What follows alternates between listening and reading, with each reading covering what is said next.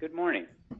Welcome to our webinar entitled Community Solar Development. My name is Gerald Crusup. I'll be the moderator for our webinar. And before we begin, I just want to confirm that everyone can hear my voice clearly. And so when I call your name, if you could let me know, either by saying yes or use the chat feature, that would be great. Bill, can you hear me? I can hear you. Great, thank you, and welcome. Saranus, I see you're back today. Good morning. Can you hear me? Yes, I can. Great, welcome. Thank you. I see we have Nahid. I see you just joined us. Can you hear my voice? Yeah, thank you. Great, thank you. Welcome. So before we begin, I just want to make certain that all of our participants have a positive experience. So I would ask each of you to please mute your line. I see everyone has done that, so thank you. If you wouldn't mind, please keep your line on mute throughout the presentation, just so we don't get background noise and everyone can hear clearly. For those of you who aren't familiar with GoToMeeting, there's a nice chat feature. You can use that to ask questions and share comments. I'll be moderating, so I'll try to keep an eye out for those and pass those on to our presenter. If you have any technical problems, please direct those to me. You can use the chat feature in GoToMeeting and we can work through them. Or if you have a problem with GoToMeeting, you can call our main number, 508-298-4787, and I can work to help you get reconnected. We'll take a break at about the midway point during our webinar. To receive credit for the webinar, you do have to be present throughout the entire time. So we'll do a roll call at the when everyone returns from break. So please be back promptly, just so we can get everyone checked in and keep the webinar on time. And then at the conclusion of the webinar, I'll go over the process for completing the course and how to obtain your certificate of completion. So I'll address that at the end. And so with that, our instructor this morning is John Cromer. John's an expert in solar power and photovoltaics. And again, our topic today for our webinar is community solar development. This is a 2-hour course. John, I will turn the microphone over to you. All right. Hello, everyone. If you took the program yesterday on commercial solar batteries, we said that was the most cost-effective application of solar power. So if you took that program today, you might be surprised to learn that community solar is the most cost-effective application of solar power. We're going to learn a lot about what that means. What I would say is that community solar is a tool that you can add to an existing project to provide long-term financing at low interest rates. And community solar is very difficult to define. It's used differently in different places, but if you approach community solar as long-term financing with low interest rates, it makes a lot more sense on why all of these, why this is even a thing to begin with.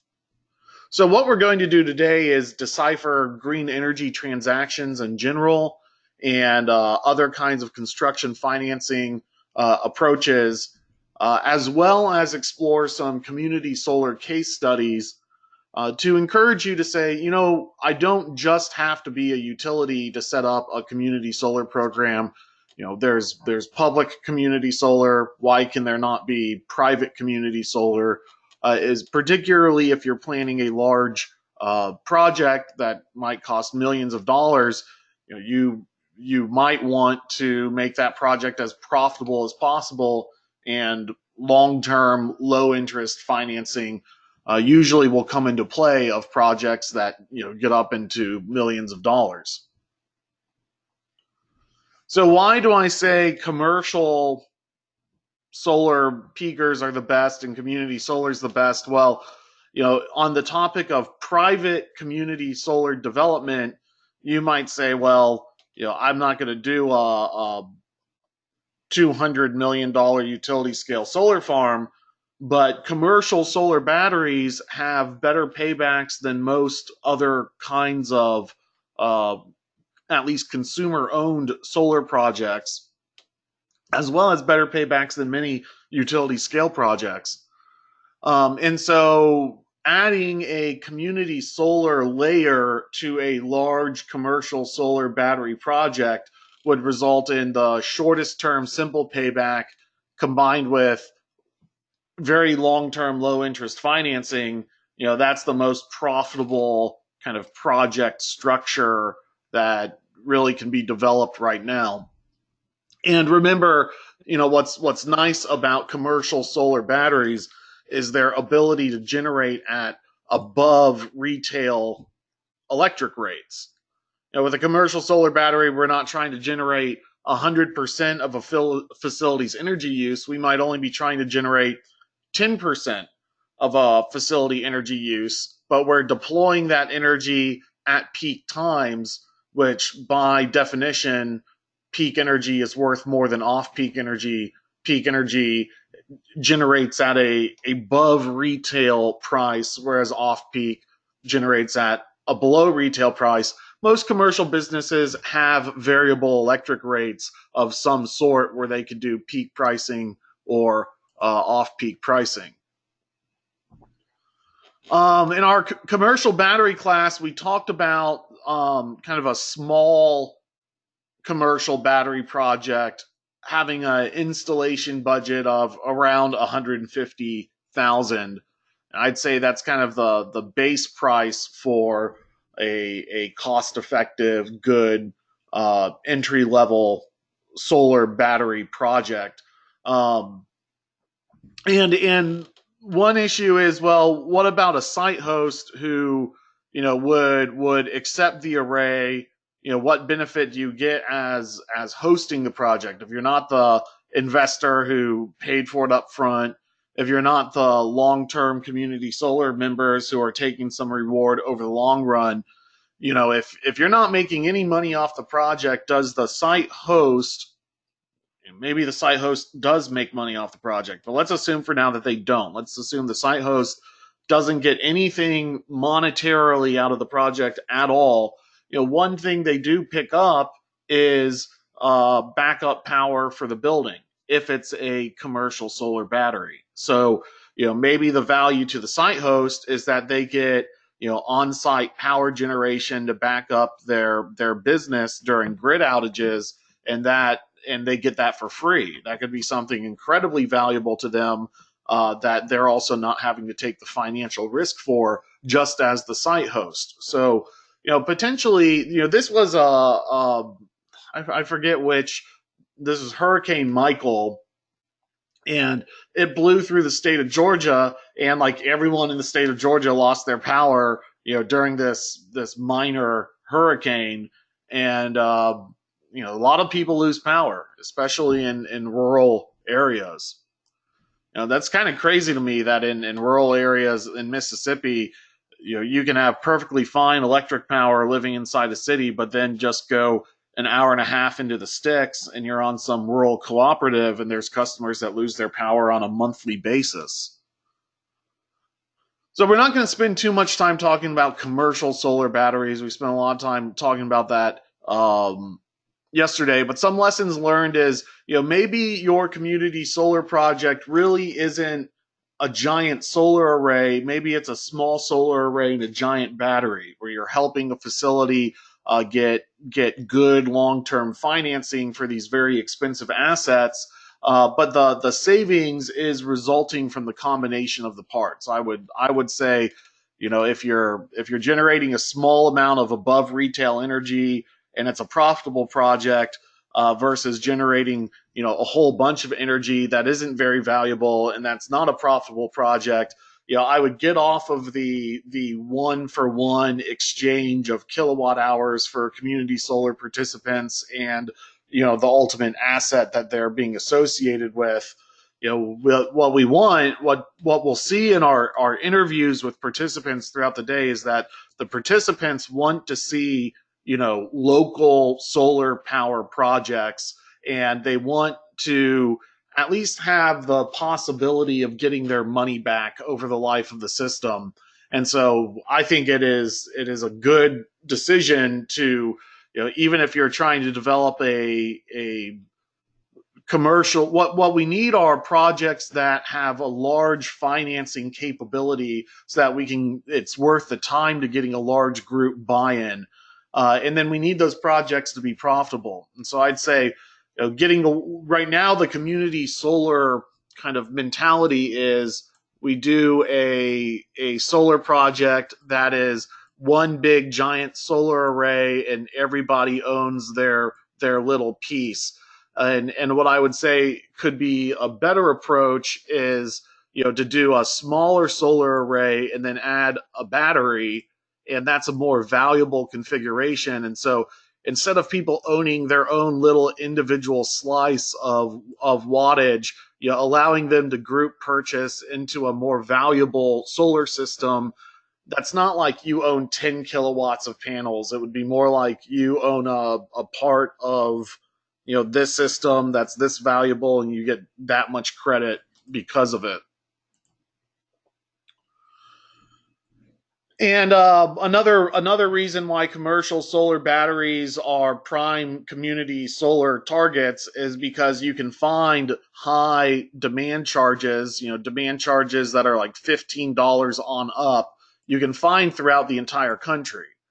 And so you can have, profitable community solar projects, not just in areas where electricity is expensive or in areas where solar is heavily subsidized, but actual real, unsubsidized walk on their own 2 feet projects throughout the country, so long as you kind of form this public-private partnership between individual residents and long-term businesses on high demand charges, stable manufacturers, and get the whole community to come together to develop more distributed renewable assets. And so if you really want to cause growth in the U.S. solar industry, focusing on the best payback application and then adding community solar financing on top of it is really the optimal case. So if you're already involved in commercial construction, learning what you can about battery systems is important, and this could be the quickest way to meet the next wave of growth in the solar industry is going after these peak energy, peak demand applications. And so why not bring the community involved? We can see with commercial solar peakers, they're not subject to net metering, whereas a residential household is. So you might have markets around where there's no net metering, and residential solar, because of that, is a terrible payback.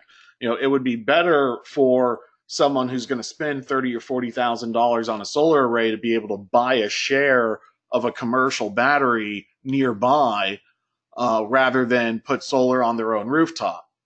And so, just as an idea, this is the Delta system we talked about yesterday, and they containerize their batteries, and they say you can get a 20-foot container that can hold. And generally, it's most cost effective to max these things out, 550 kilowatt hours.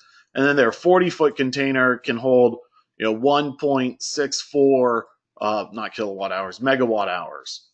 And say, okay, well, what does that mean in terms of kind of project budget? So let's say, we have 1,641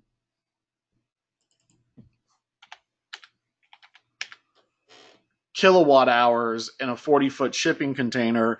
And let's just imagine this battery, this large lithium NMC battery project all in, costs $750 per kilowatt hour. Even without the solar array component, you're looking at over $1 million project to put in these, substantial commercial solar peaker systems, and they require a very small footprint.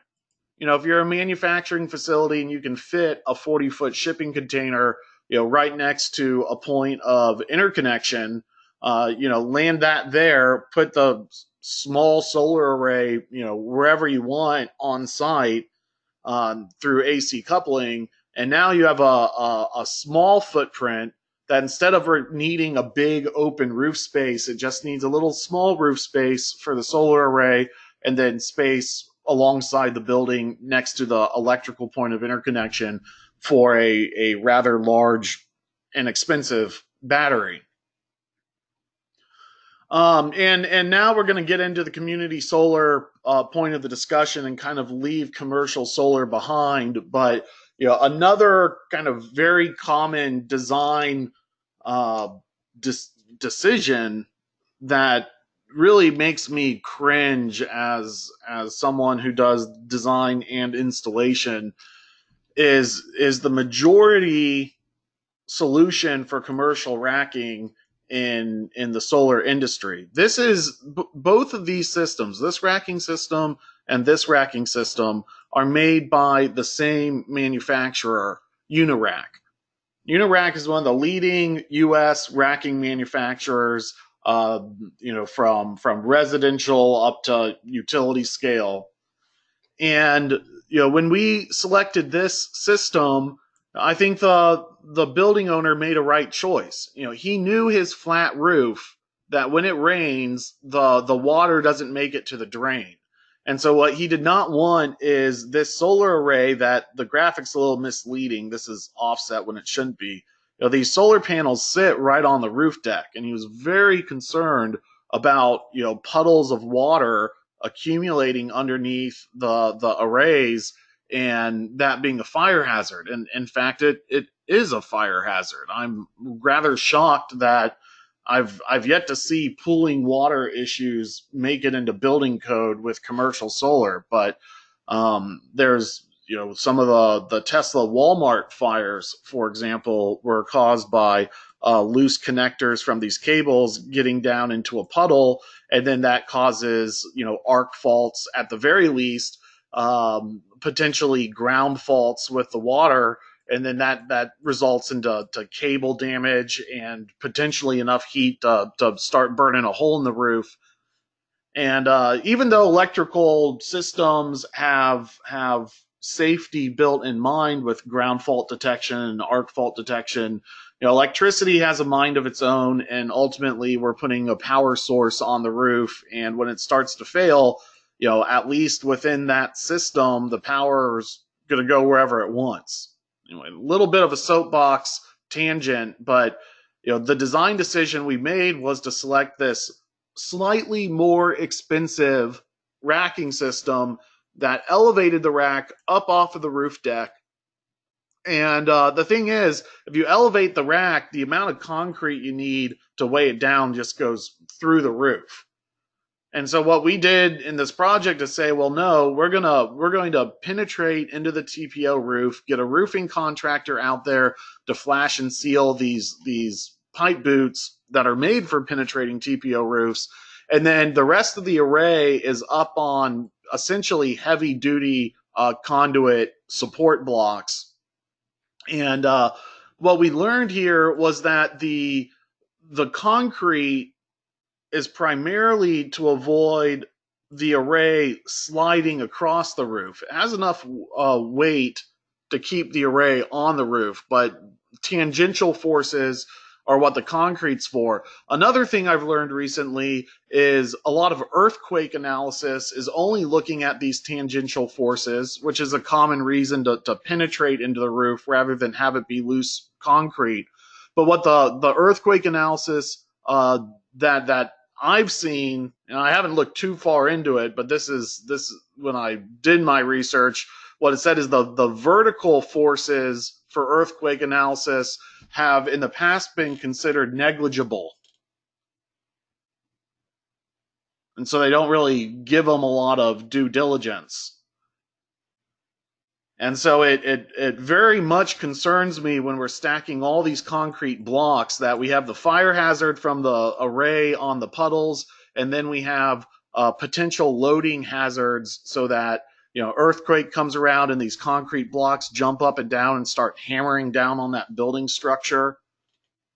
Boy, that, it deserves a closer look. And we avoid those issues in our commercial designs by anchoring to the roof deck, through the roof, and getting rid of all of this concrete. Now, that said, there is a time and a place for concrete ballasted systems, and maybe that time and place is if you're just doing a very small array on the very strongest or most appropriate section of the roof. So, installers, we went and planned our second system with this racking, and Unirack said, we don't make it anymore. Installers, y'all are weird, wanting to elevate the array off the roof deck and get rid of the concrete. What most installers do is just line the array, line the roof, put in the concrete blocks, and call it a day. Because that's simple. There's less things to worry about. Although, what I would say is a solar installer who is afraid of poking a hole in the roof and making a penetration may not be afraid enough of the impact of carrying all this concrete around on a rooftop during installation.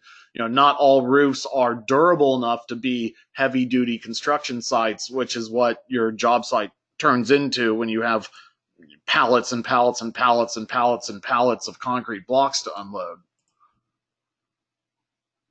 Okay, so I just wanted to mention those things because where the premise is, let's do more community solar on commercial rooftops, and those are some commercial rooftop kind of design considerations that I think merit a closer look. One item in years past that absolutely deserved a closer look is the concept of a renewable energy credit. So renewable energy credits, and we call them RECs,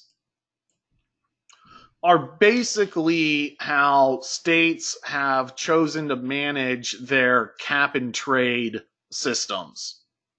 Oh boy. There's no federal cap and trade system, but you might be surprised to know that most states have state cap and trade systems. They don't call them cap and trade, but it's the same thing. You either reward green energy production or you punish the lack of green energy usage. 6.5, a half dozen, 6 and a half dozen the other, or whatever it is. This is renewable energy credits are how we track green energy usage at the utility scale level. And the reason why it needed a closer look is this is the average green energy pricing. And I'd say this is pretty much true across the board. What this is, it's megawatt per customer, and then it's the price per customer. And I know you can't really read this, but this is like 4 cents a kilowatt hour, and this is 0.1 cent a kilowatt hour, and the average is like 1 to 2 cents a kilowatt hour. And so what this was saying is the average green premium that a voluntary green energy buyer was willing to call up their power company and say, yeah, sign me up for the green energy plan, and it cost them almost 2 cents a kilowatt hour to be on the green energy plan. And so if they're paying 11 or 12 cents a kilowatt hour, then they increase their electric bill by 15 to 20%, and now they're on a green energy plan rather than a fossil fuel or carbon based or whatever based energy plan. So we do have altruistic do-gooders who are willing to pay more money to transition the grid to emissionless technology. The problem with this product, in my opinion, is that even though the retail price average was 2 cents a kilowatt hour, the average cost of the renewable energy credit itself, which is what is used to make this green energy transaction. So, they buy electricity from the coal plant, they buy electricity from the wind farm, and then they separately buy the green attributes from the wind farm to give it some value beyond just raw electricity. So we don't have a carbon tax. We're not penalizing carbon emitters. At the same time, we're not rewarding technologies that don't produce carbon, and so they generate this secondary market to say, well, whether it's a mandate market or whether it's a voluntary market, whether the state is requiring you to purchase renewable energy credits as part of their state cap and trade program, or whether you're buying these credits voluntarily to sell to your customers as green energy, voluntary green energy plans. We have a mandate rec market. We have a voluntary rec market. It's all going to be based at the state to state level. But the dirty secret of this process is that the average cost of a renewable energy credit to the power company was 1/10 of a penny a kilowatt hour, and they were turning around and selling those to voluntary do-gooders at 2 pennies on average. Not everyone was doing this. Indianapolis Power and Light chose to just pass these credits on for their cost, 1/10 of a penny. Other utilities, many in the Southeast where there are monopolies and they have terrible solar policies, were selling the credits for over 4 cents a kilowatt hour. So they were putting a 4,000% markup on these green energy products and then selling them to altruistic, do-gooders. And I think that is horrible because that means for every dollar that the altruistic do-gooder was handing over to the power company to do green energy projects, only 5 cents of that dollar was making it into the actual green energy project. And so where does that money go? The money just goes to the bottom line of the utility. It makes the fossil fuel company more profit. The fossil fuel company presumably at some point has to account for environmental remediation, and one way or another. If it's not carbon pollution, it's worse pollution. But it's not like they're completely off the hook for environmental damages as part of their business. And so what we're doing through this green energy, voluntary green energy plan is, on the one hand, you could look at it as, well, the customers are making their voices heard with their dollars and saying, we want more money being spent on green energy projects. At the same time, they're putting a lot of trust in the utility company that is actually keeping a egregious amount of the money to fund their bottom line. So I think it's safe to say that in the majority of voluntary green energy markets, that those markets were really failing to deliver the promise. And so what I really like about community solar is that it's a better green energy project. It's not a signing up for a wind plan where it's a nameless wind farm and there's no supply chain tracking and no accountability. And I don't think that it's a surprise that community solar is being used as a replacement for other kinds of voluntary green energy purchasing. Because it's a better product. You can can drive down the street and actually see the project that you're a partnership on. It's not like when you buy into a wind farm, they're actually going to tell you which windmill your green energy comes from. So Minnesota has been a leader in community solar policy for some time. Here's one of their initial projects. It says Geronimo sells 66 megawatts of community solar to Berkshire Hathaway. So what we've learned in other classes is the federal tax credit being uncapped in 2008 allowed investment funds to put a lot of money into solar, because you could develop a $1 trillion solar portfolio, and it would then come with a $300 billion tax credit right off the bat, uncapped, unlimited, tax credit. So, and back in the day, the tax credit could be carried backwards as well as forwards, and so you could, under the right circumstance, get all of your money back on a project under the right circumstance because of subsidies. So now we see the 66 megawatts of this project are spread across 21 locations in 16 counties. And if we went and looked in the Minnesota Community Solar Program, they restrict the system size. And I think it's safe to assume, 21 locations, 66 megawatts, that maximum system size is going to be around 3 megawatts. Again, it's always a good thing. We talked about this in the right sizing class, to design the array based off the program, based off your electric rate structure, more than anything else. And so I called, Berkshire Hathaway Solar and Geronimo Energy, and to try and get, program details, and they wouldn't give them to me. They said I had to be in the service territory to find out any information at all about their community solar program. Well, okay, I went and talked to a participant of the program.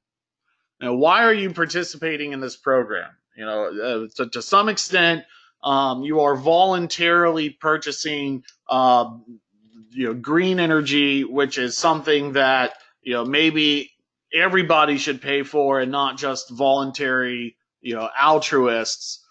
So are you really helping, or are you perhaps hurting the green energy sector by, letting other people off the hook for their responsibilities? He says, I don't care about that.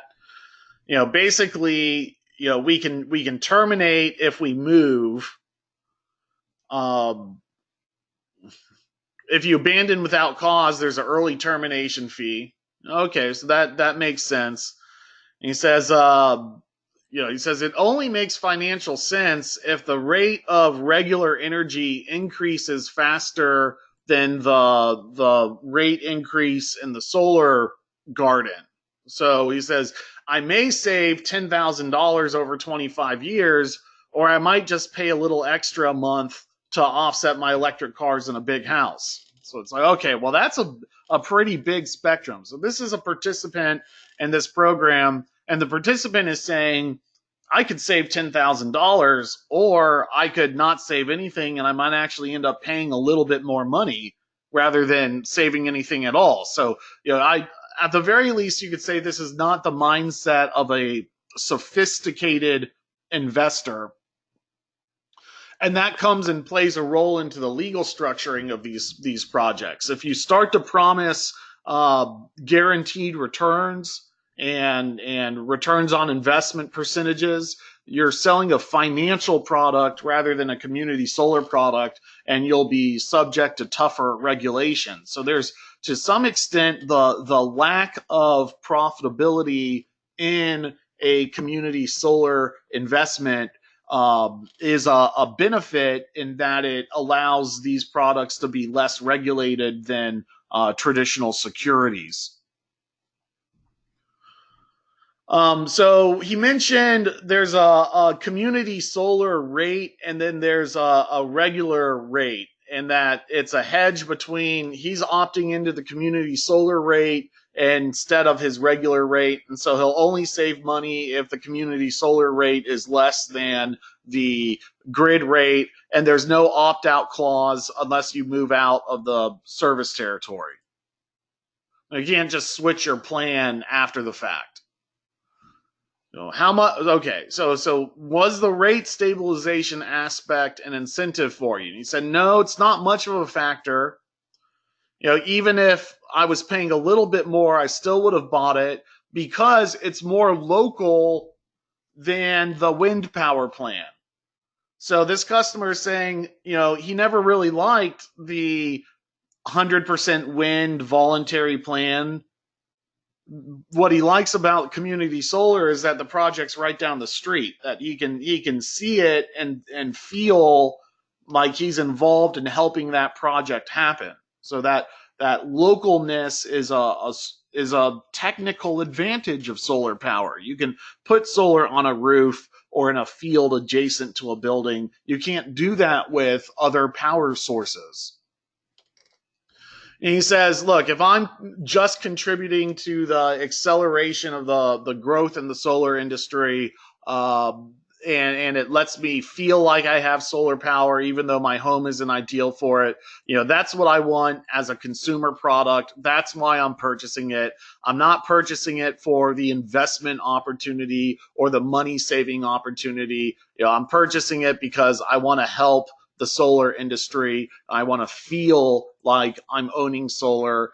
And, I still think there's an unspoken expectation in here that he's not going, if it does cost him money, it's not going to be a financial disaster if he opts into it. So maybe that could be the case. Electricity prices don't go up all the time. Right now pricing has been going down because of gas being cheap. So that's the Minnesota program. We're going to look more at this structuring, but let's make this a little more fun. This is the community solar program in Massachusetts.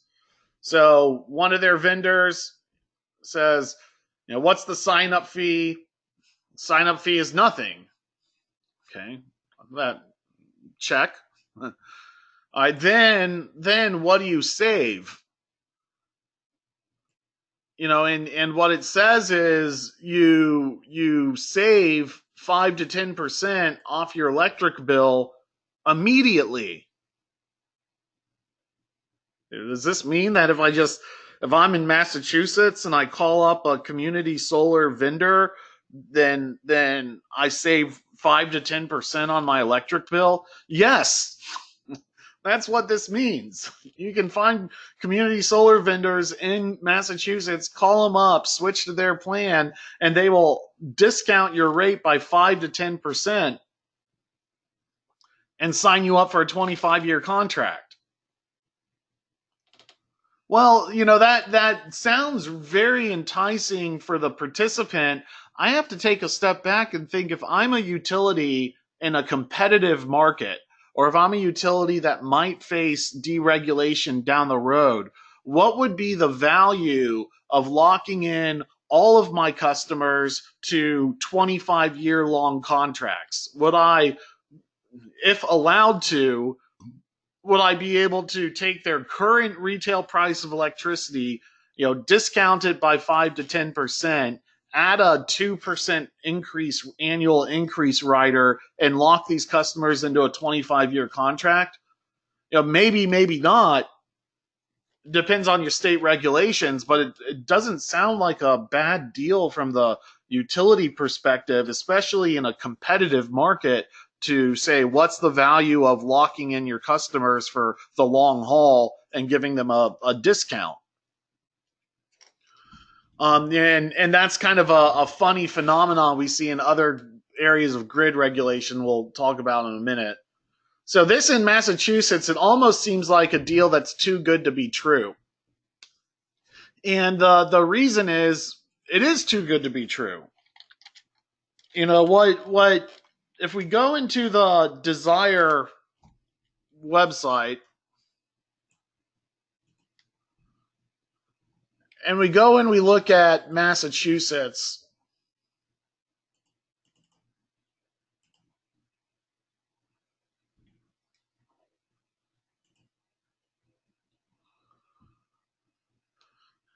and we search for a policy called the Renewable Portfolio Standard, and then it looks like was updated in 2011 to be the Alternate Energy Portfolio Standard.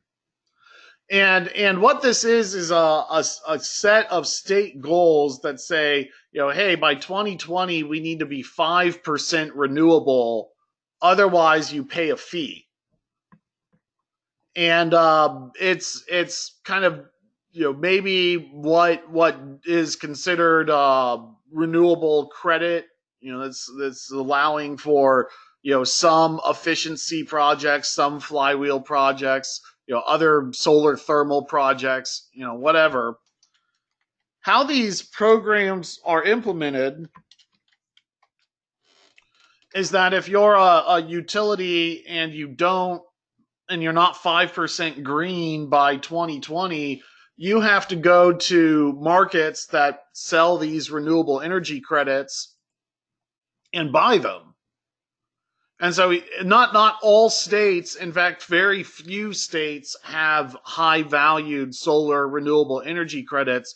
What are the odds that Massachusetts, that has this almost too good to be true community solar program, has a high SREC value? So in many markets, in most of the United States, the solar renewable energy credit is worthless. You know, the state, if it has a cap and trade program, the rules are as such to make the credit worthless, or the state doesn't have any such program and the credit's worthless to begin with. The value of that credit might be, you know, we see at the voluntary market, you know, 1 to 2 cents a kilowatt hour, but it only costs the utility a tenth of a penny a kilowatt hour. You know, it's kind of a useless credit at that value. But in Massachusetts, you know, we see in 2020, you know, we see 2 tiers of these credits. Let's just go with the cheaper tier, shall we? The renewable energy credit, you know, in November and even right now in March, you know, these solar renewable energy credits in Massachusetts are going for over $300.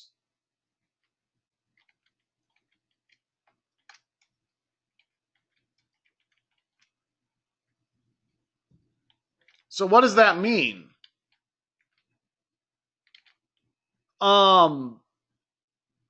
Well, if we have one renewable energy credit, one REC is equal to 1,000 kilowatt hours. And so if we take $300 and we divide by 1,000 kilowatt hours, you know, what we get is 30 cents a kilowatt hour just for the renewable energy credit.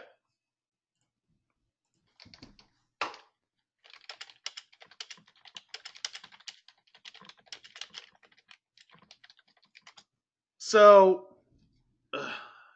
I don't know. I'm not certain on what the price of electricity in Massachusetts is. It's saying here, you know, hey, Boston has expensive electricity. You know, each household is paying 22 cents per kilowatt hour for their electricity.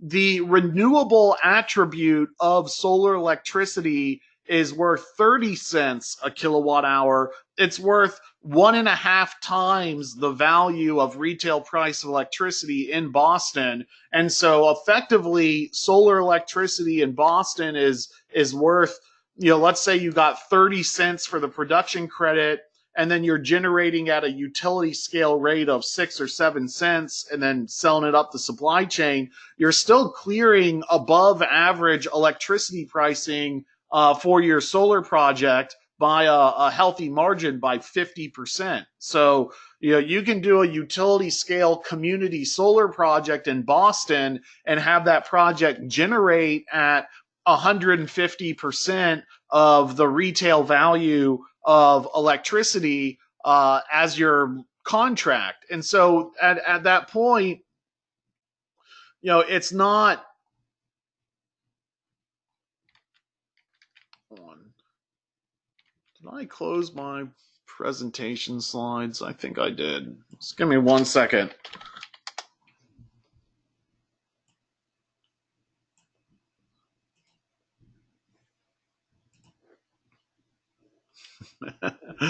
Well, sometimes I forget I'm in this browser, and so when I pull up a website example, I close things out.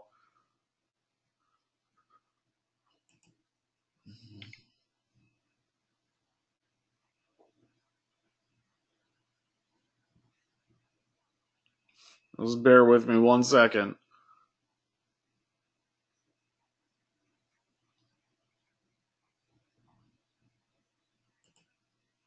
There we go. And so the point is, here we have found a community solar program in Massachusetts that looks like a really good deal. You just call up the community provider and you get a 5 to 10% discount on your bill.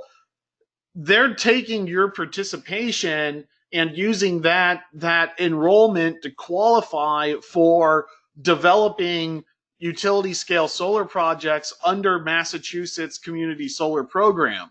And that's what gets them that 30 cent a kilowatt hour plus whatever their purchasing contract is value of electricity. And so they're making their fair share of money off of your participation, and cutting you in something that makes you excited and interested. But this is all a kind of subsidy driven market, for lack of a better term. You can debate the merits of those subsidies, whether they're good or whether they're bad, and that's really for another time and place. But you would be blind to think that, this community solar program is just magically wonderful. You can call up the power company and get a discount of your electricity. The money for that discount is coming through Massachusetts subsidy-driven program. A different way to generate that value is to do a commercial solar battery that can generate by nature at above retail pricing. So potentially by this renewable energy credit market, it's really surprising that the markets where they do exist have gone on for as long as they do. It requires tremendous resolve on the state's part to not change their renewable energy policies year in and year out. And that volatility, for that matter, leads to a high renewable energy credit market, because the only way it's effective is if you get shorter term paybacks, because the investors can't rely on long-term paybacks because the policies can be chucked out the window. So I don't know if high priced renewable energy credits is the best way to transition to the grid to renewable energy. The point is, the value of green energy, the renewable energy credit, 1 credit for every 1,000 kilowatt hours, that value can be worthless in most of the United States, but then in certain states be so valuable that it drives the entire product and solution, which trickles down into a 5 to 10% discount if you participate in the community solar program. And so we got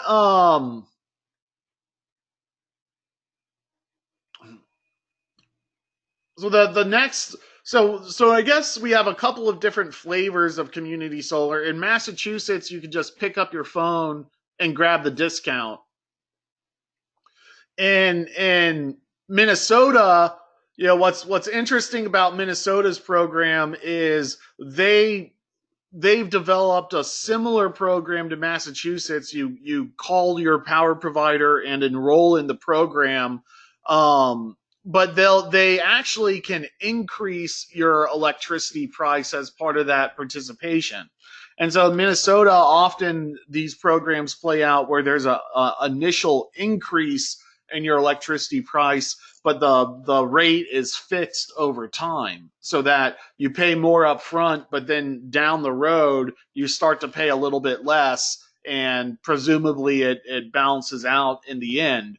But this is how Minnesota chose to do that, because they said, look, we don't have the money like Massachusetts does and we don't want to, you know, create renewable energy taxes that are as valuable as what Massachusetts has done. So, you know, that money has to come from somewhere. We're going to take it from the community solar participants up front, under the promise that it results in longer savings down the road.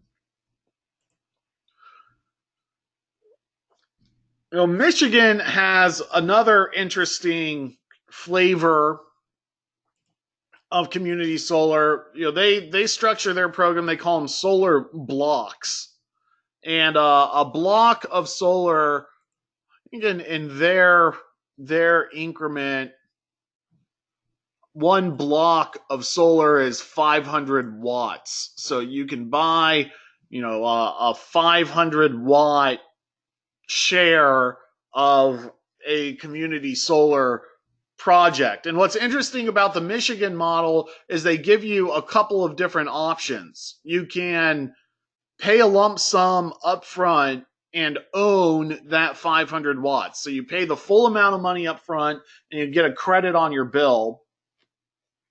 Or you can finance it. You can finance it at $40 per month over 3 years, $20 per month over 7 years, or $10 a month over 25 years. Okay, well, how much do you save per month? All right, well, it's one 500 watt block costs $1,300. And that turns out to be, you know, about $260 per watt. And then if you back in the solar tax credit, you know, nowadays the tax credits drop down a little bit.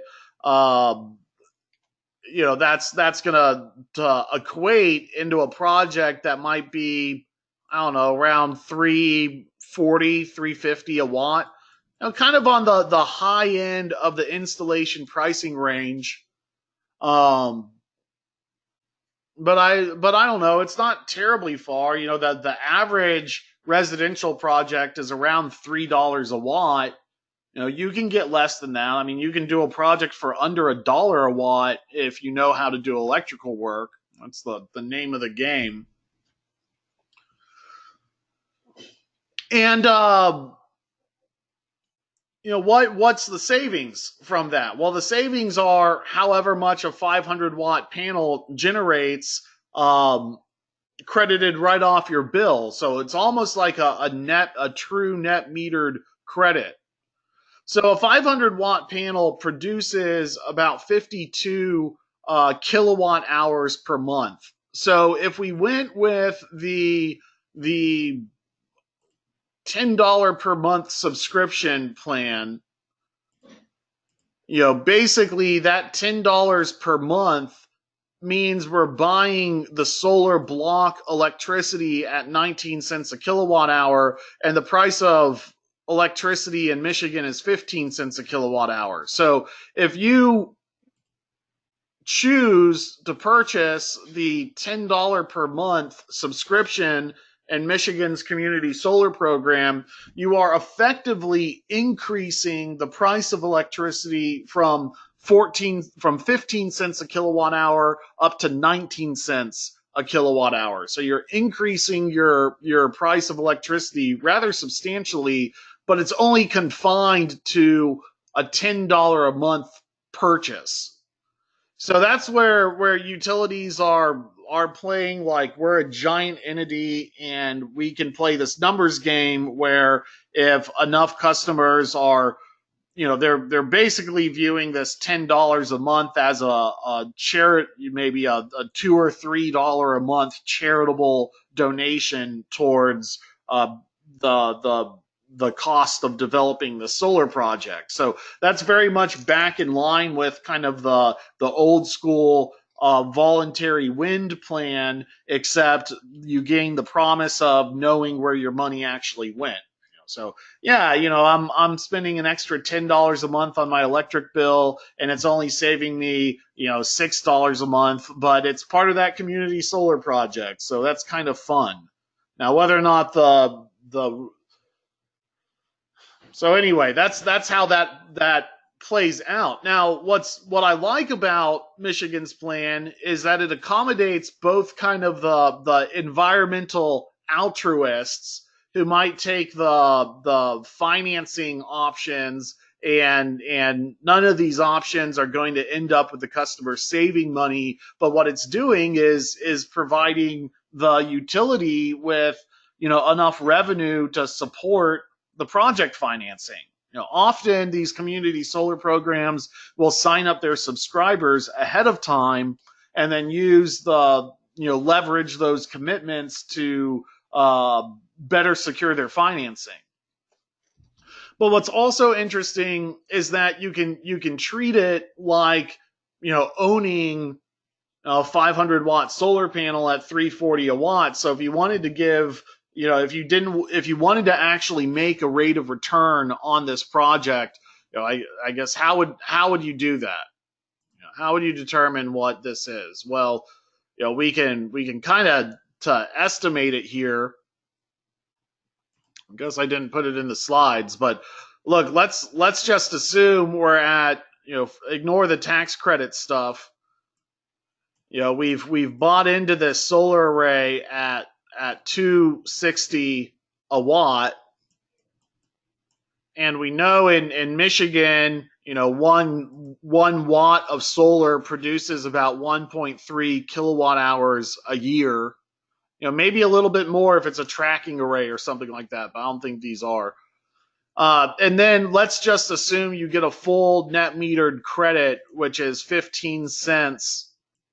Ugh, that's ugly. That's 15 cents a kilowatt hour. And we're producing 1.3 kilowatt hours per watt per year. So when you multiply these two numbers together, what you get is a dollar per watt per year payback.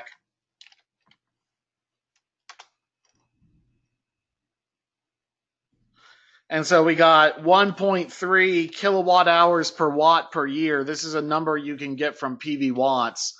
I always recommend knowing this number in your area, but for most of the United States, 1 watt produces about 1.3 kilowatt hours per watt per year. So let's say that this electricity was worth 15 cents a kilowatt hour.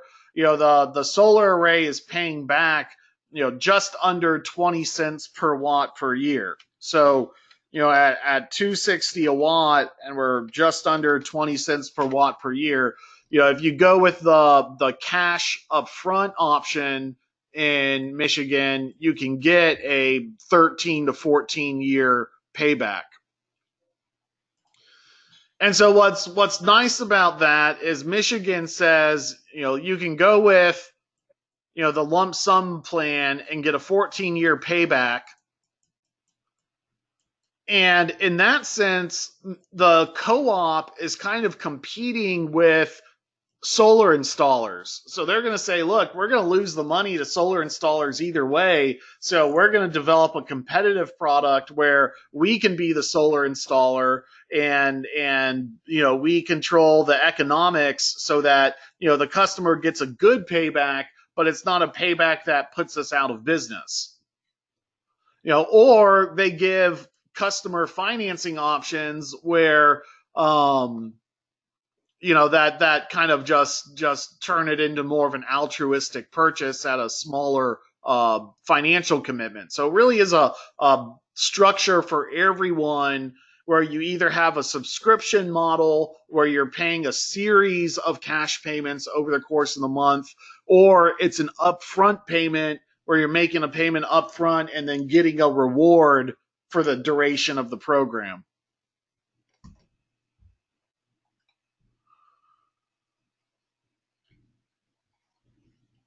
So we're going to take a break. We're at the 1 hour mark. So we're going to take a 10-minute break. When we come back, we're going to talk about just conventional financing and financing within the solar world. And we'll start to see how financial models and community solar programs overlap to conform with particular accounting rules of leasing. And that will give us the confidence to say, okay, if I wanted to develop my own community solar program, this is the type of financial structure I would use, and we'll see where the discussion goes from there. So 10-minute break. It's 12 o'clock Central Time right now. See you in 10.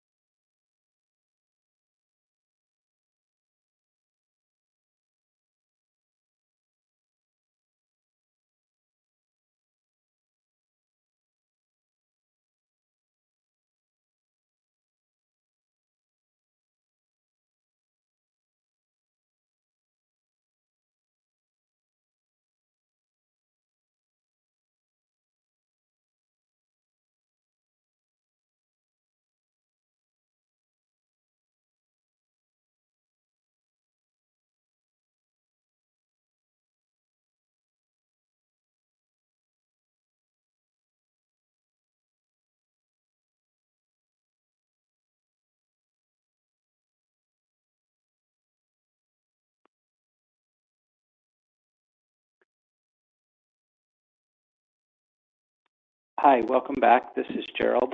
I just want to do a quick check-in with all of our participants. If you could just let me know you're here and back. Bill? Bill, are you there? Nahid, are you there? I'm here. Thank you. Thank you. Sranas, are you there?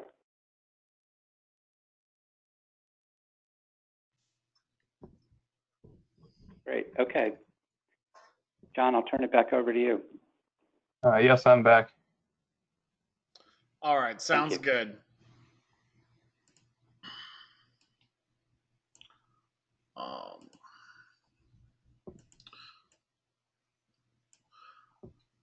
All right, so welcome back.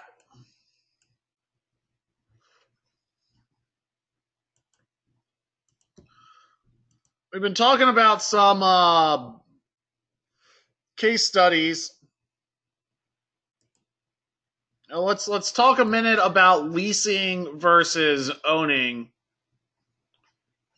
Actually, a little bit better for the slide than this. So hold on one second.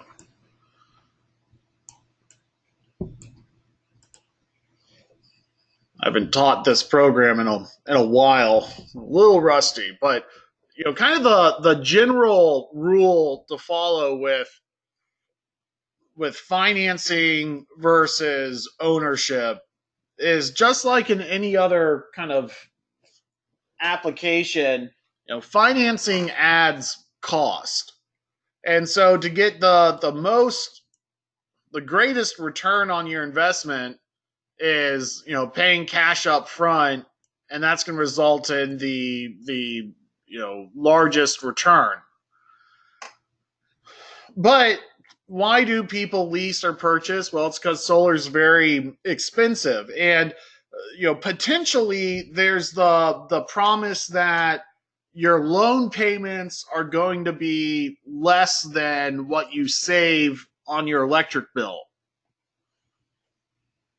Is that true? Well, the thing is let's say that you have a 1, 2, 3, 4, 5, 6, 7, 8, 9-year simple payback on a solar array. If you have a 9-year payback on not just a solar array, but any asset, and you give it 9-year financing, the added interest is going to mean that you're paying more money on into the future. And maybe that means if you have 9-year payback with 9-year financing, it's still going to take you to year 13 or 14, maybe 15 before you make any money, unless it was like a 0% interest loan. But believe me, it's not. And so, what this means is that whatever your financing term, if you want the loan payments to be less than the cost savings of the project, then your loan term has to be substantially long enough so that it's the loan payments, which are not just the asset value but also the added interest, are less than the cost savings of the product. That means if I have a 10-year payback on solar, that I might need a 20-year financing term for the array to immediately start saving me money at day one. And so that's kind of interesting. We saw, in the Massachusetts model, the utility providing their customers with a 13 or 14-year payback, but also offering a longer-term financing tool. So we're getting into the range where a long-term loan on a solar array makes sense. There's some shortcomings of long-term financing. One is the sales pitch can mask the severity of the financial commitment, so that if the solar company making the sales and financial model, if they're not presenting that information accurately, Whether or not that's a truthful or untruthful, it doesn't matter. If the information is inaccurate, it's inaccurate. And, it's very easy for someone to come up with an economic model and say, oh, this will save you money. And then after the deal's done, it turns out it doesn't. Especially with things like net metering changing. So there is always going to be a degree of risk. And that's why it's always going to be good to have quicker paybacks as quick as we can and lower interests on loans and the like. But, fundamentally, there's still this upfront investment that needs to be paid. And so, in a construction cycle, you might have a construction loan, you might have short-term investors who want their money back quickly. And then what's unique about perhaps long-term solar financing with regard to community solar is that we see that customers are fine with even paying a little bit more money and losing money by gaining the feeling of 25-year solar ownership. And I'm not advocating community solar programs where the participant loses money, although there are many programs out there like Minnesota's where the participant might lose money.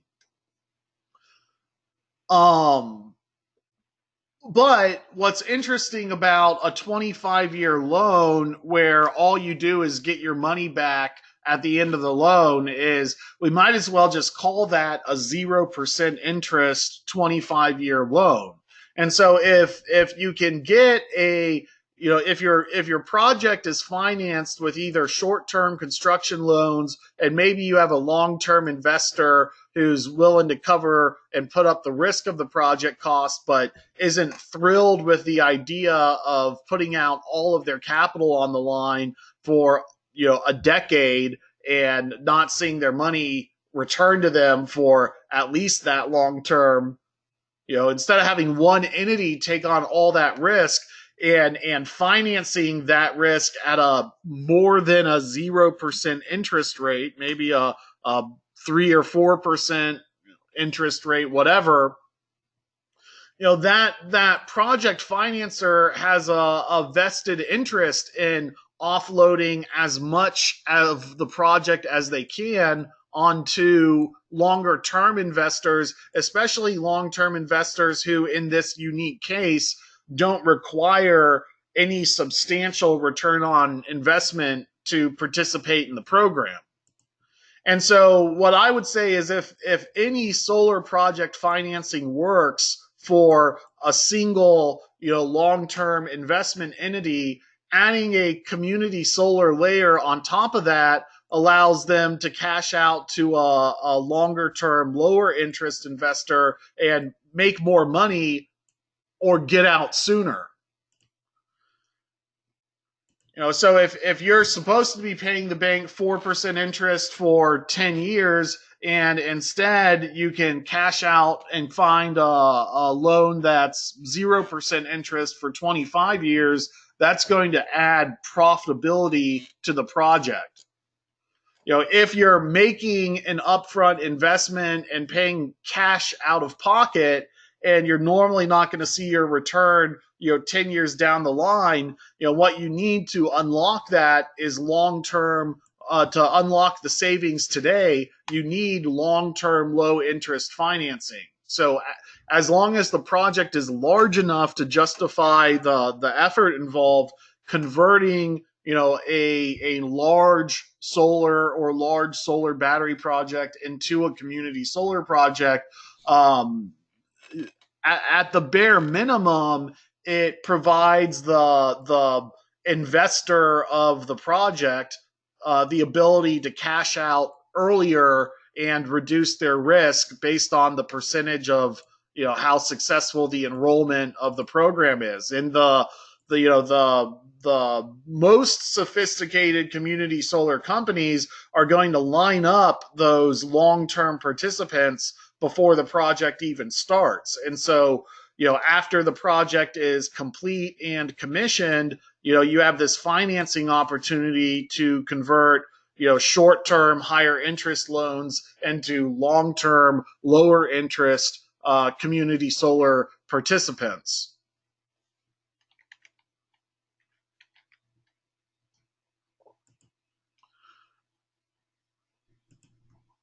And if you're going to lease or take a loan out on a solar array, maybe it's best for that array not to be located on your exact home, because you're more likely to move than a well-established business institution. And so there might be some, for the right application, for the right site, a more permanent sense of stability where you can move around over 25 years. But since the array doesn't move and the user doesn't move, there's no interruption of having to reassign the contract. The reason why in Minnesota the contract reassignment is not a real concern is that in Minnesota, this is in blue is what your normal electric rate is, and it increases each year. And in Minnesota, with the community solar rate, they raise your electric rate and then increase your rate less slowly each year. And so for the first part of the program, the customer pays more, and 10, 12, 14 years into it, up to year 20, the customer pays less. And so in Minnesota, if the customer comes in at this point and says, well, I have to move, the power company says, fine, we're going to terminate your contract, and you've paid all of this money to participate in the program, and we're just going to keep that, and all of the upside from the program that you don't get till later on, we're going to keep that too. And so, in Minnesota's structure, it's hedged against program cancellation in a way that does not benefit the consumer. A privately developed consumer community solar program is a little bit more stable in the sense that a well-established business is more stable of an entity than an individual consumer.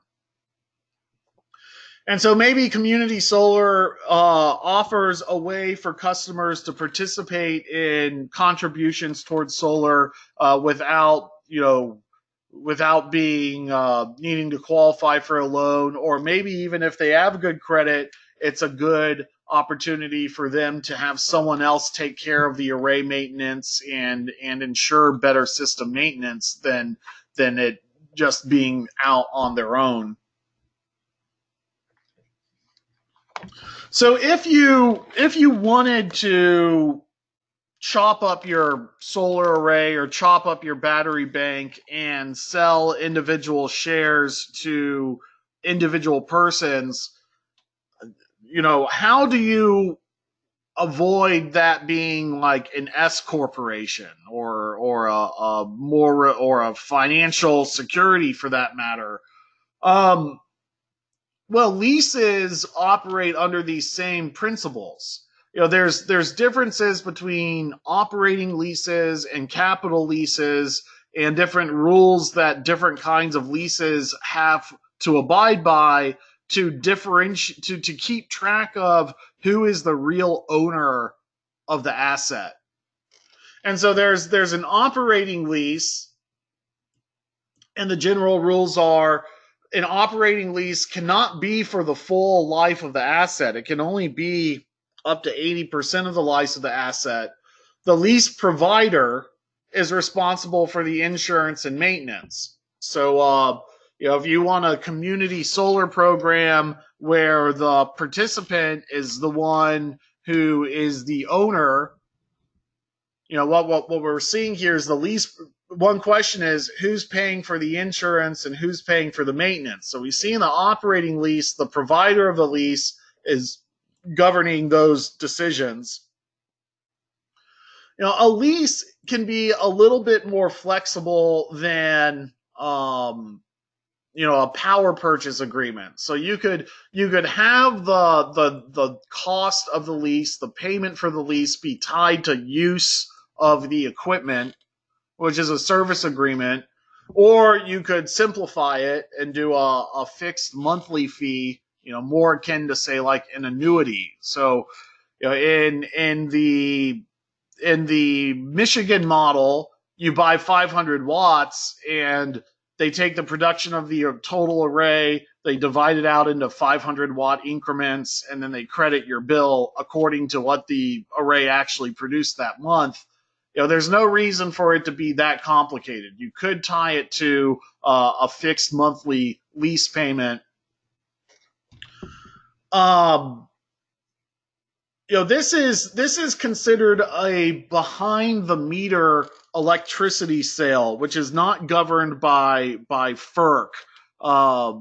If you're developing a large power project, interconnecting it to the grid, signing up electricity purchasers like a traditional community solar program, you're likely a utility or working with utility regulated entities already.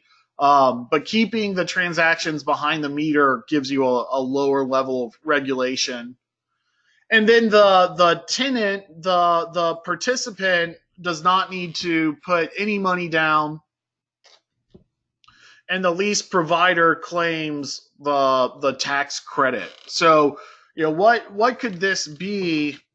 It could be an agreement where the user, the tenant, is paying a fixed monthly fee to the project financer for total use of the equipment. Or they could just be getting a lease payment, for hosting, or they could be making lease payments. And then at the end, the buyout rate is either removal or fair market value. And so I guess where the point of this is, if you find yourself saying, okay, if I'm claiming the tax credit and I'm responsible for insurance and maintenance, I'm the owner.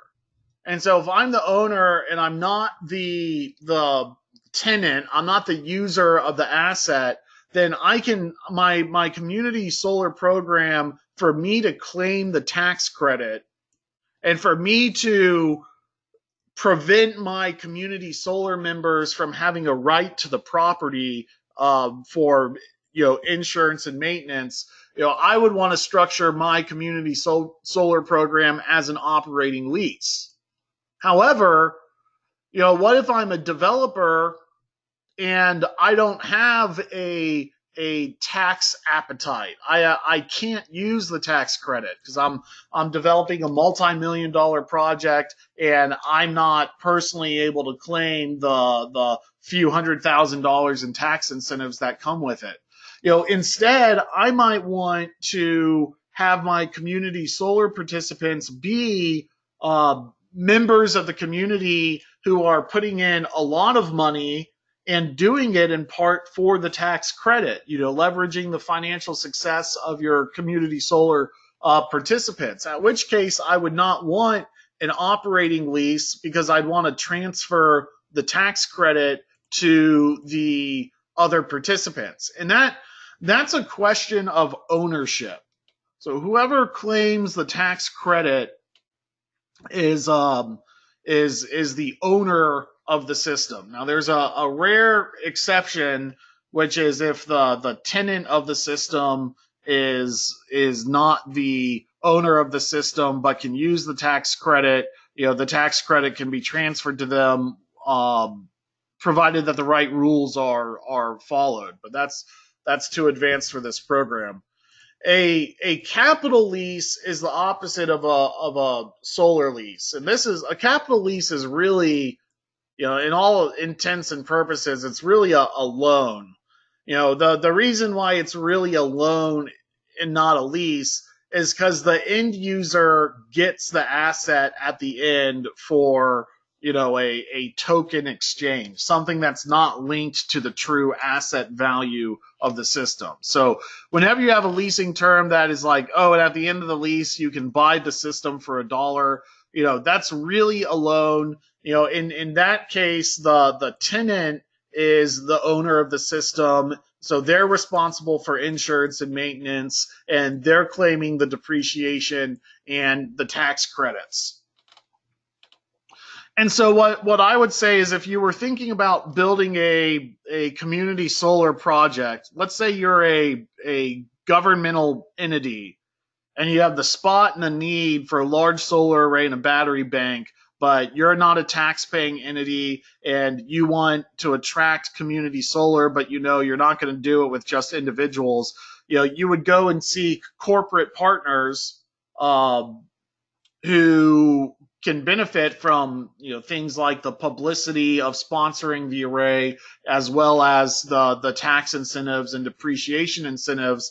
At which point your community solar program would be a series of capital leases of the individual array parts rather than an operating lease. So for control and tax incentives, you have the operating lease. There are capital leasing models where, independently but alongside the capital lease is a group for the individuals to be able to come together and band together for group insurance. So you could still have a capital lease where all the insurance and maintenance responsibilities are assigned to a third party.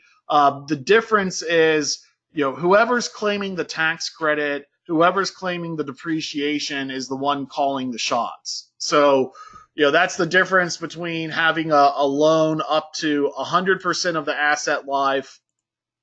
A capital lease could be stretched out 25, 30 years, whereas an operating lease has to have enough gas left in the tank of the asset such that at the end of its life it has some sort of fair market value, some sort of reason to be removed. And this gets into a debate where the solar industry would like to see longer warranty periods on modules, 30 years, 35 years, so that they could claim a 40-year or a 50-year life of solar panels, so that they could issue longer, community solar programs, as one example. And so this is an advantage that utilities have, is they don't need to worry about external regulations and whether or not they're offering financial products or not, because the utility is already a regulated entity. And they already have the infrastructure in place, access to member accounts, access to member Rolodexes, to implement, this kind of program internally.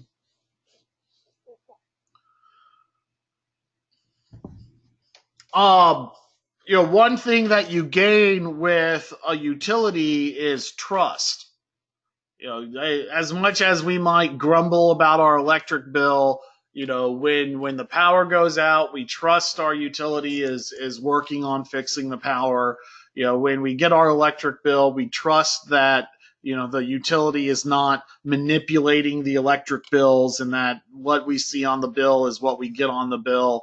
For that matter, we trust our utility when we're signed up for the wind plan to actually deliver the wind energy, even though they're not delivering like a receipt of goods sold. And some of that is because the utility, they're gaining our trust because they're regulated as a utility. They could get a lot into trouble for bad business practices, with plenty of regulatory bodies to come down on them and punish them for malfeasance. If you're developing a private community solar product, this is actually one good use of blockchain technology. So, blockchains are like an inside-out bank account. It's like a bank account where anyone can look into and see how much money's in the bank. They might not know whose account is who, but they can look up account numbers and see what goes in and see what goes out. Similarly, with a blockchain, you would have a publicly accessible database of all of the production from the array, as well as what accounts that production is ascribed to. So there is a solar blockchain for logging solar production called SolarCoin. It's free to participate in.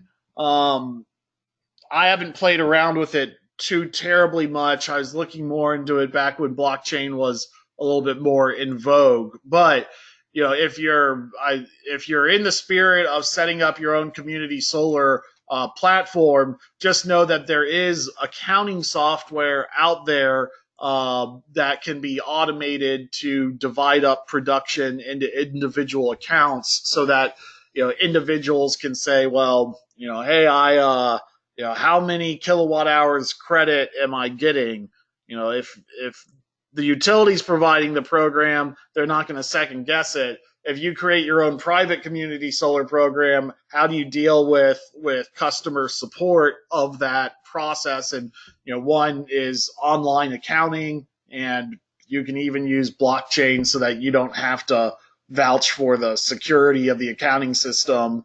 The advantage of blockchain, without getting into how blockchain works, is that by having all this stuff be publicly viewable, it's more secure and traceable. So even though you're walking around with your wallet open and there's money in it, if someone were to stick their hand in and take that money, you have a chain of exactly where it goes.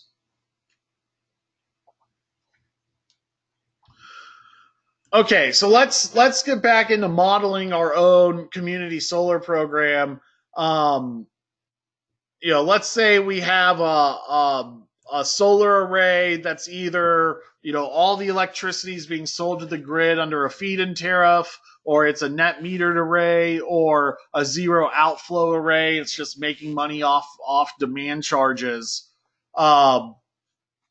What we can assume is that there's a series of payments and cost savings between the end user, the site host.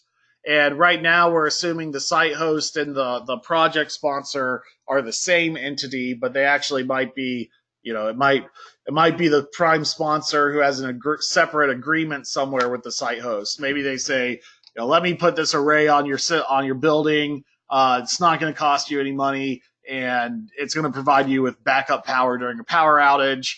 And so that relegates we have a developer, we have an investor, producer, developer, and a site host that's making money off of the asset, and there's money coming in because of that. So then the community solar members really become a way of how do we convert the project into, how do we add long-term financing for it? And so the one way of doing that is have the participants come up with the money up front and then get a series of payments in return. A different way of doing it is have the participants commit to making a series of payments, and then a series of payments is also made back to them based off the savings of the array.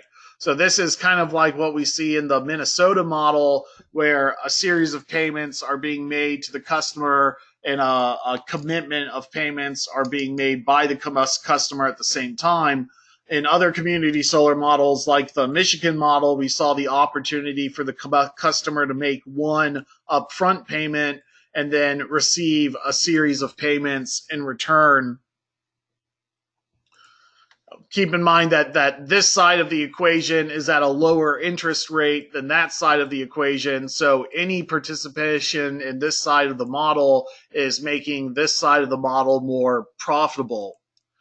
And so a good way to do it is to say, look, in my existing solar project, I already have the project owner who's already claiming the tax credits and depreciation and subsidies. It's just that project owner is looking at a 10-year, 12-year payback, and they would like to cash out a little sooner than that.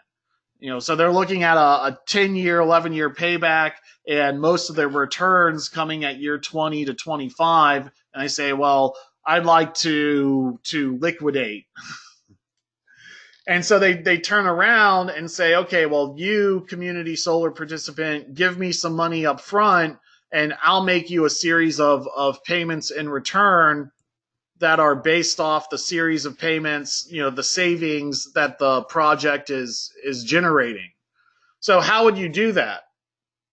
Well, if you don't want to give this member responsibility of the system, then this agreement can only be for 80% of the asset life, and you start following the rules of operating leases. If, on the other hand, you only had a small group of qualified members, a handful of businesses, if a church was building a solar array, and they had members of the church board, you could alternately form an S corp and have all the members of this community be in a shared pass-through entity, or you could keep it more simple and not do the S corp and just write all these individual entities capital leases instead of operating leases. And that way these individual entities claim the tax credits and are furthermore, they're also responsible for the insurance payments at that point. So even though they're getting savings resulting from the project, they still have to pay something back to maintain the system. And perhaps the developer on the side is offering them the best maintenance plan and best maintenance package. And so effectively they get into the I'll scratch your back, you scratch mine situation. But the key point is, if the community solar members are expected to claim the depreciation and tax credit, it's absolutely possible to structure a community solar program that way, but you're also giving them more power. When they're responsible for the tax credit and insurance and maintenance, then they have a say and really the final say in the maintenance contract. They could technically, say, even though every other member in the group is using your preferred maintenance company, that one curmudgeon could say, no, I'd rather pay more money and have a different company do the maintenance, and you'd have to work with them to allow site access.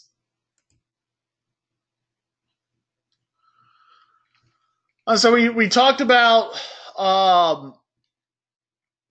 commercial solar, having a good payback, but this is a graph that really crafted my entry into solar power. This was done through a National Renewable Energy Labs study way back in 2008, right when I got into solar in November of that year.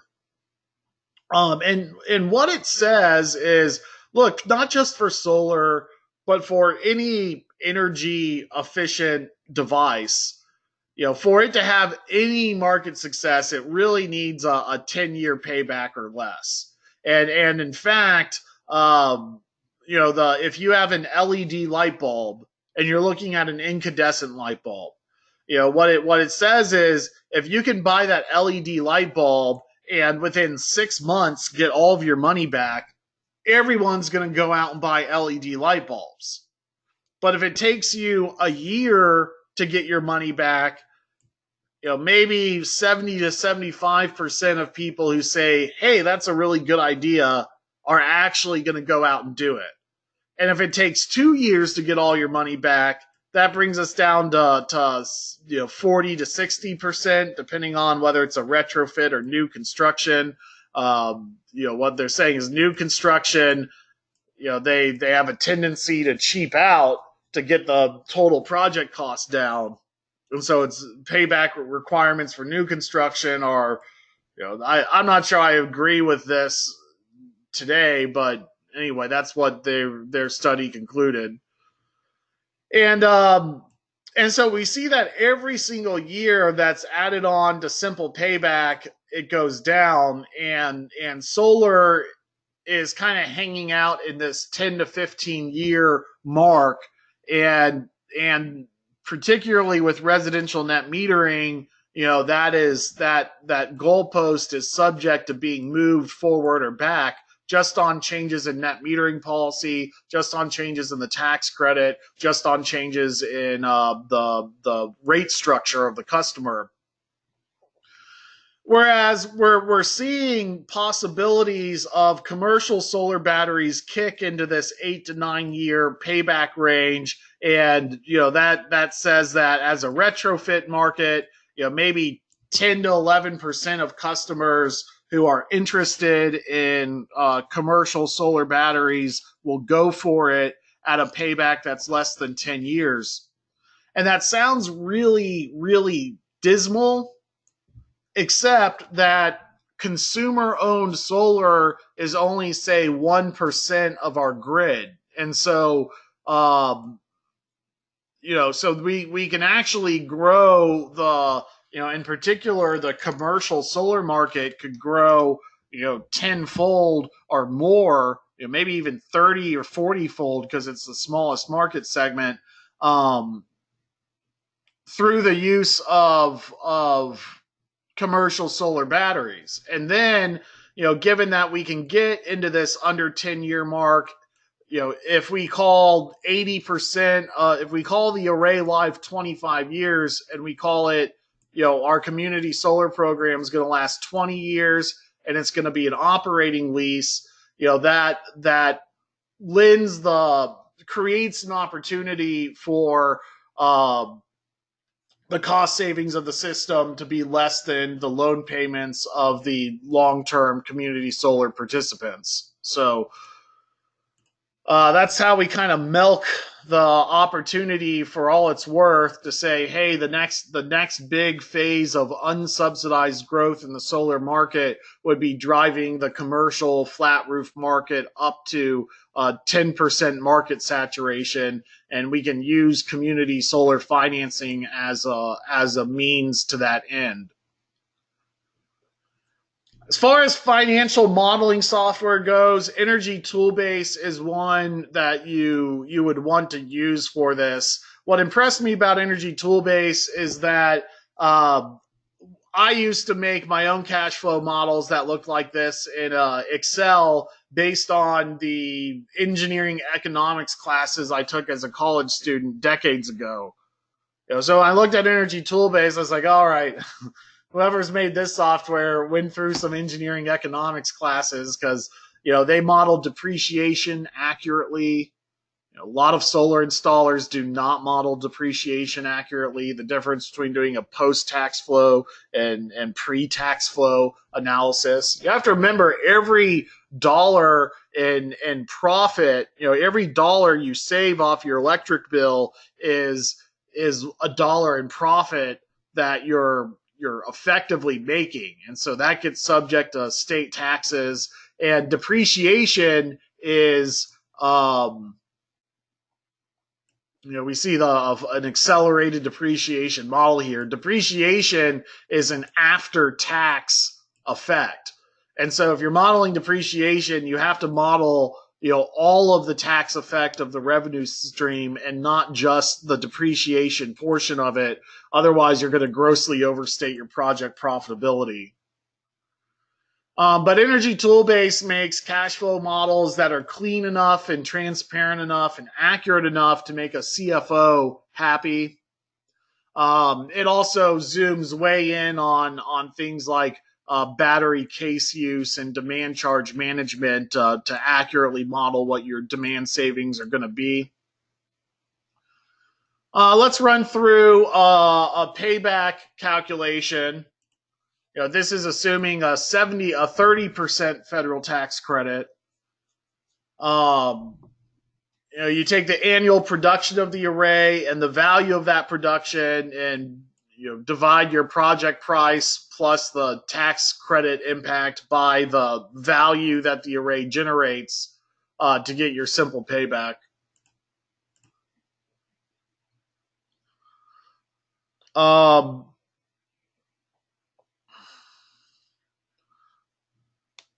So I guess where this is dangerous in doing a simple payback is, you could say, okay, well, I take my 260 watt installation price, I back out my tax credit, That brings me down to $1.82 a watt. I have my production figure and the effective generation rate of the array, and that lends a 12-year payback. On commercial projects, what installers sometimes do is say, oh, well, you also get depreciation applied to this 260 a watt. That's an additional savings. And so they might go and say, well, then you depreciate it, and that results in not a 12-year payback, but an 8-year payback. Oh boy. Well, what they're not doing in that discussion, if you have a solar installer who's legitimately to your face claiming that because of depreciation, it improves the project payback, and so that commercial solar is better than residential solar because of depreciation, almost always they're failing to take into account the fact that depreciation is all in the cost savings are also generating a tax effect where you're paying more in taxes because of that, which offsets the value of the depreciation more or less. We kind of talked about this in other classes, but there's optimization tools within Energy Toolbase. If you want to look into free models for cash flow modeling for solar, there's two softwares you can look at. PV Value, which is basically a net present value calculator that's very similar to PV Watts. And then a more intelligent, more robust model is the System Advisor model, although this is a paid software to use all of its features.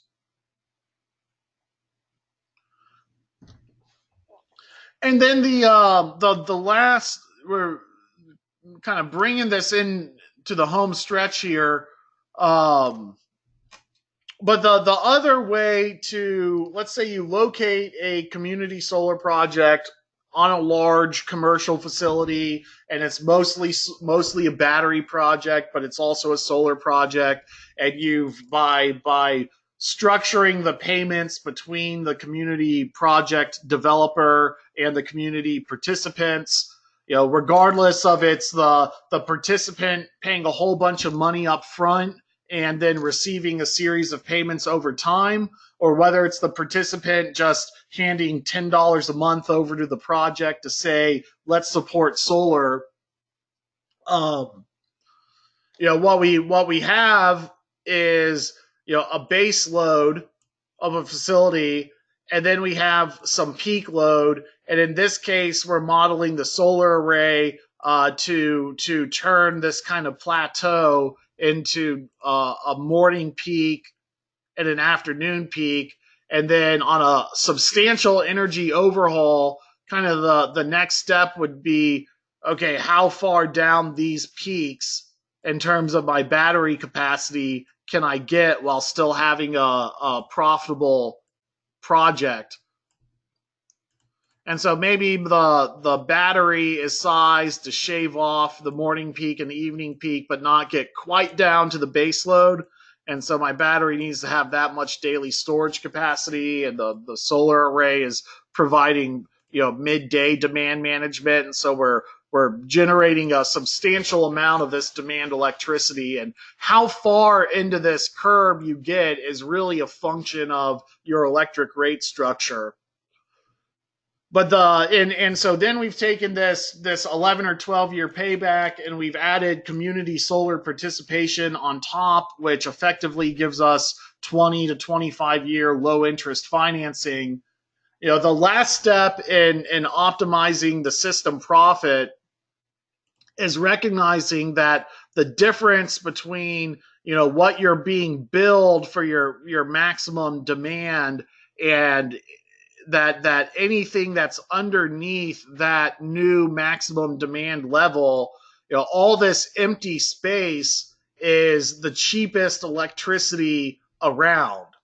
And so there's certain devices, Bitcoin mining, even though this increases your energy consumption, generally speaking, in this range, this electricity is maybe 2 to 4 cents a kilowatt hour.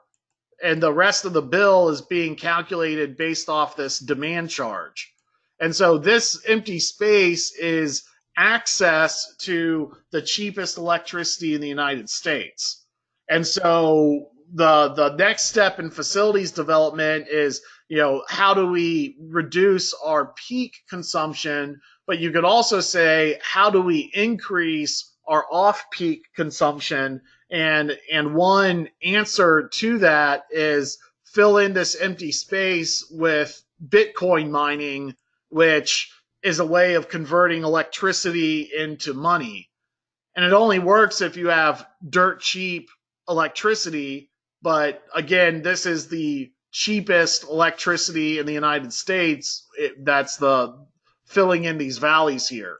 And so kind of yesterday, towards the end of the day, we briefly mentioned that, all you need to do, the proof is in the pudding, just by looking at, here we have the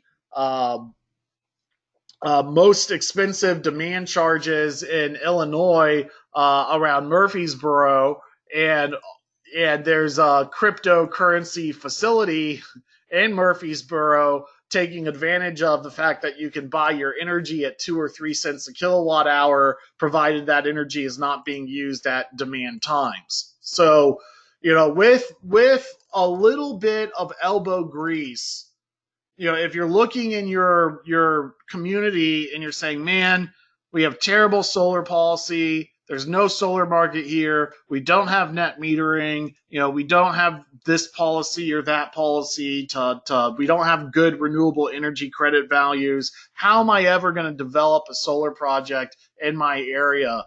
The answer is, find out in your area where demand charges are high, and then identify businesses that would have spiky high demand peaks, but are also long-term, well-established businesses that people trust, and then sell them a multi-million-dollar, solar array with a battery bank, and then add community solar on top of it to cash out your short-term higher interest loans with longer-term lower interest community solar participants / payments. So we do have a little bit of time left. I'm going to go through a different slide deck real quick to see if there's anything useful of note. It's kind of an older presentation.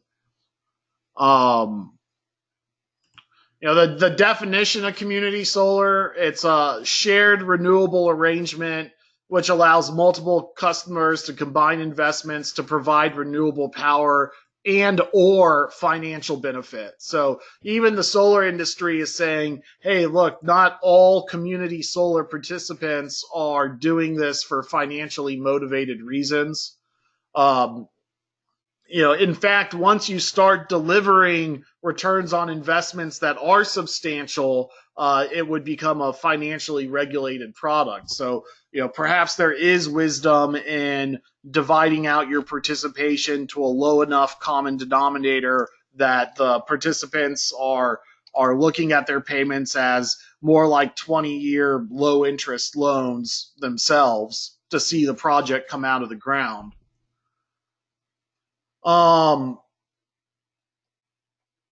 Let's see I'm not even sure that I mentioned the company that I want to mention is in this slide deck.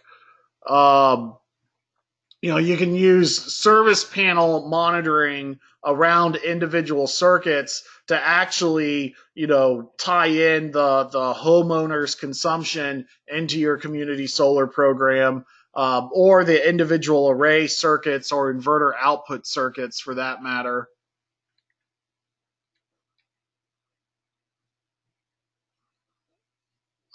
There's one company that I wanted to show you all about before we go. I don't even think they made it into this one. So here's a example of a private community solar product offering. So it's made by Arcadia Power, and it's like save money on your energy bill and check availability and sign up within minutes. Let's I don't know. Let's see. I mean, I know there's not going to be any in here, but let's zip code for Boston. 02101. No results found. Let's see. They've actually taken down a lot of information on their website, but effectively, it says, will I reduce my power bill? It says you're provided bill credits that is less than the amount by which they'll reduce your bill. Does it cost me anything? No. Why are you doing it? Basically, without providing their program descriptions and without taking the time to jump into the contract, is that this company has basically convinced people to provide 7-year 0% interest loans for commercial solar projects. And so they sign up a project, they sign up customers for a 7-year program, they take money from those customers and they pay it back as an electric bill credit over those 7 years. And so, a 0% interest loan is actually going to cost the participants some money, but the level of participation is such that you could just give them, a couple $1,000s and then see a lower electric bill for 7 years. You're not necessarily coming out ahead, but you're also getting the same feel-good approach of what used to be the voluntary green energy purchase, where you just voluntarily increase your electric bill. That same percentage of the population, which is about 1% to 2% of all ratepayers, are voluntary green energy purchasers. They say, let me put $1,000 towards a solar project. I want my money back in regular payments over 7 years, but I'm not trying to make any additional money off of it. So I guess they don't want people talking about their business practices in a public setting because they don't provide much contract detail with that. But at any rate, why don't we end on time today? This is the end of our program. I hope you've learned a little bit more about community solar development and structuring. The real message is, hey, with the right series of operating or capital leases, it is not an impossible task to develop your own private community solar. In fact, if you're thinking about putting solar onto your own business, but you're looking at the upfront cost of millions of dollars and saying, I would do it, but I want to get my cash back, before the 10-year return on investment, opening up participation in your project to other members of the community, leveraging their will and desire and cash resources, can help you come up with a cheaper financial structure for your project than what conventional financing will deliver. So that's why we do community solar. And with that, I'm going to pass it back to PDH Pro. Thank you, John. Very interesting and informative discussion this afternoon. For our participants, you've earned 2 hours of continuing education credit. To complete the course, you need to log into your student account, navigate to the course, and complete a brief survey. This is a state board requirement and NCES guideline. It's a very quick survey. We're just asking your opinion on how we did today, and we do read the responses, so we do appreciate your answers and input. Once you complete the survey, you will be able to access your certificate of completion, and you can download, print, or save that to your computer. I want to thank everyone for participating this afternoon. We appreciate your support very much. I will stay on the line in case anyone has any questions, but thank you for participating and have a great afternoon. Thank you.